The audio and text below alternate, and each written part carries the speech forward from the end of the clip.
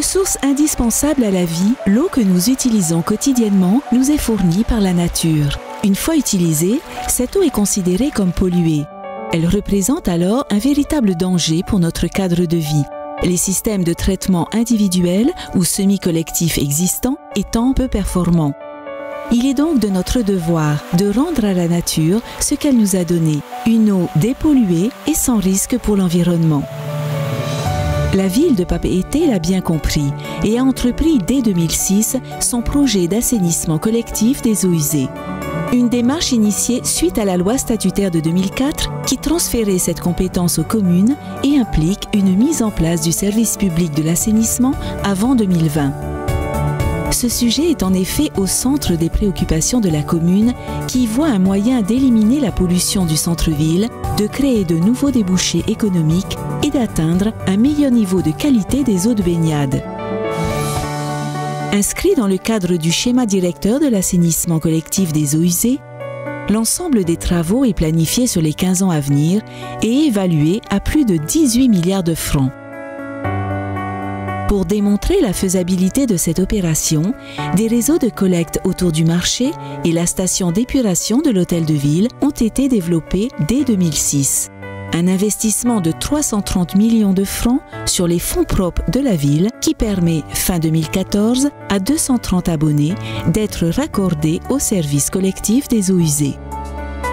La réussite de cette zone pilote a contribué au démarrage d'un plus vaste chantier, début 2012, pour la zone allant du centre Waima à Fariouté. Un investissement de 4 milliards de francs financé dans le cadre du contrat de projet. 7 km de réseau ont ainsi été posés dans le centre-ville, un chantier complexe qui a mobilisé de nombreuses équipes pendant plusieurs mois. La ville de Papeete s'est construite du bord de mer vers les hauteurs de l'île haute de Tahiti.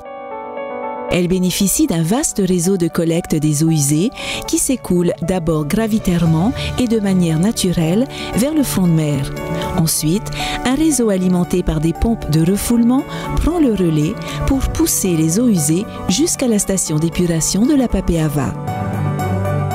Effectués majoritairement de nuit, les travaux ont nécessité des technologies de pointe très spécifiques utilisées pour la première fois en Polynésie. La ville de Papeete a réduit ainsi considérablement les nuisances et les problèmes de trafic routier durant toute la durée des travaux.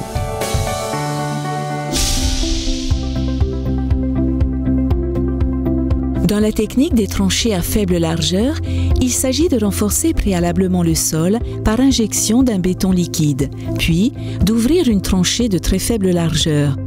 La tranchée est alors ouverte sans blindage car le béton injecté permet de maintenir les parois. La pose des canalisations et le réglage de leur position s'effectuent grâce à des guides qui sont placés dans la tranchée et qui maintiennent fermement la canalisation à la bonne position.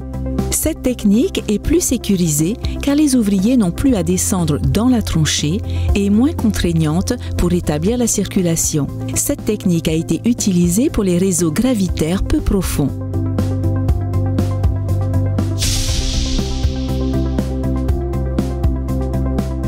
Pour les réseaux du front de mer, c'est la technique traditionnelle de la tranchée large qui est mise en œuvre, mais à des profondeurs plus importantes et dans un sol marécageux gorgé d'eau.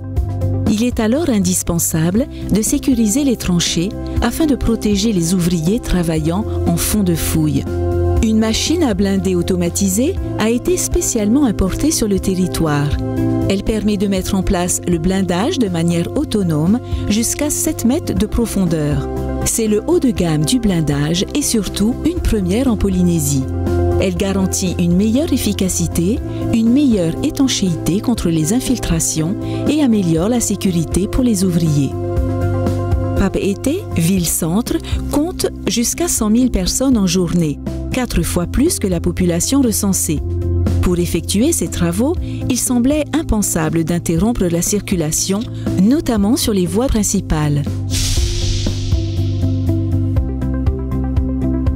La technique du fonçage a été l'alternative parfaite en lieu et place de la technique traditionnelle d'ouverture de tranchées. Le principe du fonçage consiste à creuser 2 puits de part et d'autre de l'obstacle à franchir à une profondeur pouvant aller jusqu'à 7 mètres. Dans le puits d'entrée, une foreuse creuse un tunnel horizontal jusqu'au puits de sortie. 70 mètres peuvent séparer le point d'entrée au point de sortie de la foreuse. Des tubes chemises sont alors introduits dans le tunnel creusé où des canalisations sont poussées pour relier les 2 puits. Ainsi, des obstacles tels que les ronds-points ou les avenues les plus fréquentées ont été franchis très facilement et cela sans perturber le trafic routier de la ville. Le chantier des réseaux de la ville de Papeete a permis aux entreprises locales de s'équiper et de mettre en œuvre des technologies de pointe innovantes, performantes et sécuritaires, et pour la première fois utilisées en Polynésie. Figé entre le bord de mer et la montagne, Papeete souffre de la rareté et donc de la cherté de son foncier.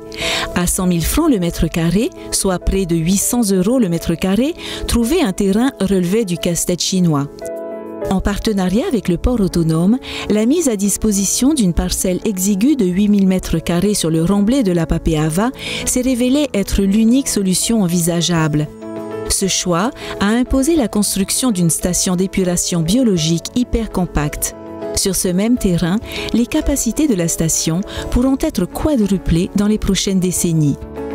En septembre 2014, débutent les travaux de construction de la station d'épuration. Le terrain de la Papeava à Whareute, ancienne plateforme récifale, a la particularité d'être hétérogène. Il est donc nécessaire de renforcer le sol grâce à des fondations spéciales par des inclusions de pieux en béton de 2 à 12 mètres. Cette technique permettra de réaliser des fondations solides sur lesquelles sera construite la future station. Performante, évolutive et respectueuse de l'environnement, la station exploitera un procédé de traitement de type biologique qui dégrade et sépare les polluants des eaux usées et utilisera l'énergie solaire pour réduire sa consommation électrique. Les boues issues du traitement seront séchées dans une serre solaire automatisée et dotée d'un procédé qui garantira l'absence d'odeur pour le voisinage. L'hygiénisation permettra ensuite de revaloriser ces boues en engrais. Après traitement, les eaux épurées seront rejetées sans risque pour le milieu naturel à 300 mètres au-delà de la digue de Motuuta via un émissaire en océan situé à 60 mètres de profondeur. Cette station sera ouverte au grand public grâce à un parcours pédagogique qui permettra de prendre connaissance de son fonctionnement et de cette démarche environnementale.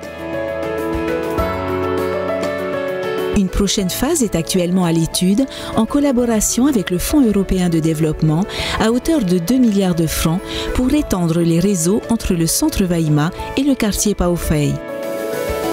La dépollution des eaux usées est une priorité pour la ville de Papeete, qui se met ainsi au service du développement durable. Ce projet exemplaire permettra d'offrir à notre ville et à tous ceux qui y vivent, qui y travaillent ou qui la visitent, un meilleur cadre de vie et un environnement préservé. Grand projet d'assainissement collectif des eaux usées de la ville de Papeete, il est temps de rendre à la nature ce qu'elle nous a donné.